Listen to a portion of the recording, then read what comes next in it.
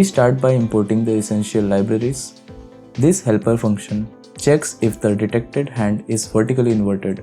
For example, palm up versus palm down.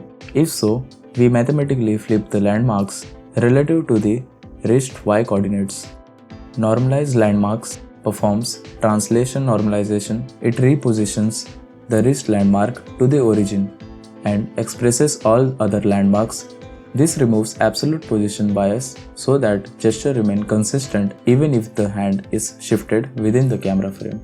We initialize hands in dynamic mode, tracking a single hand at a time with a minimum detection confidence of 70%. This configuration minimizes false positives while maintaining real-time performance. Here we define our gesture vocabulary, 8 distinct gestures. Each gesture will have 400 labeled samples spaced at 0.1 seconds between frames.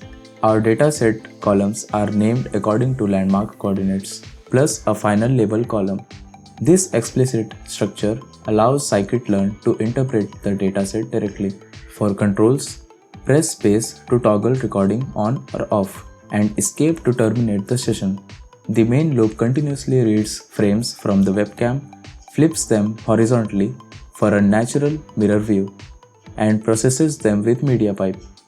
If landmarks are detected and recording is active, they are flipped if necessary, normalized and appended to the CSV along with the current gesture label.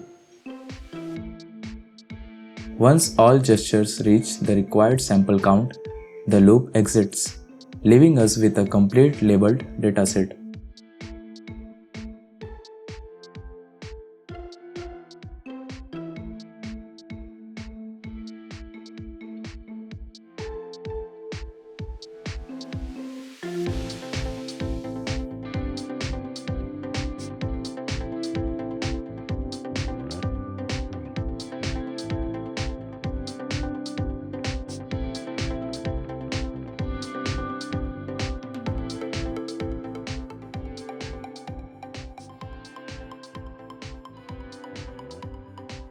Now that we have collected our gestures, let's train our model.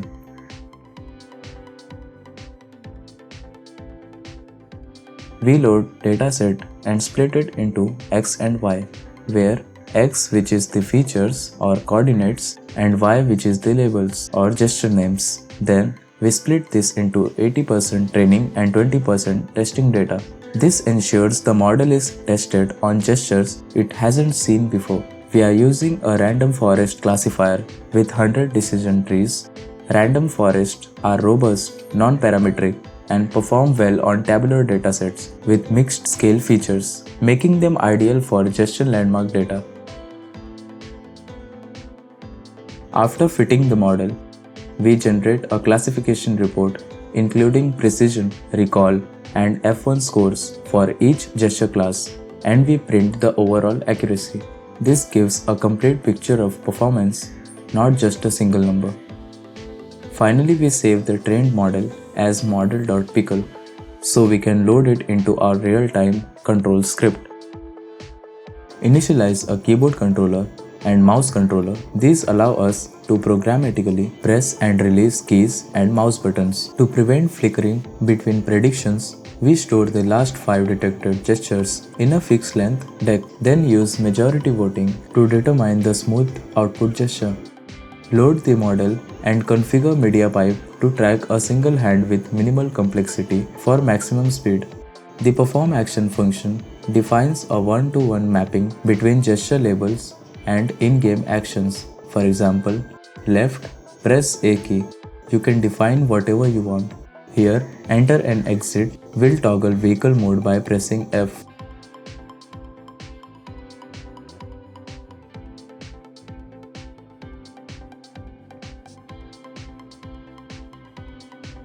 This function also ensures all previously pressed keys are released before new ones are engaged, avoiding conflicts between inputs. We measure the Euclidean distance between the wrist and index fingertip landmarks to estimate hand proximity to the camera. Each iteration of the main loop performs the following, such as capturing the latest webcam frame and mirror it, run it through MediaPipe to detect hand landmarks, Normalize the landmarks relative to the wrist. Predict the gesture using our trained model. Smooth the prediction over the last 5 frames. Execute the mapped keyboard or mouse action. If the distance exceeds a defined threshold, we press and hold the shift key, useful for sprinting in many games. Draw landmarks and overlay the current action on the display feed.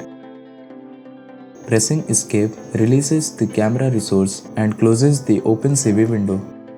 If you like this project, hit the like button, subscribe, and drop your ideas and suggestions in the comments. Until next time, keep building, keep innovating.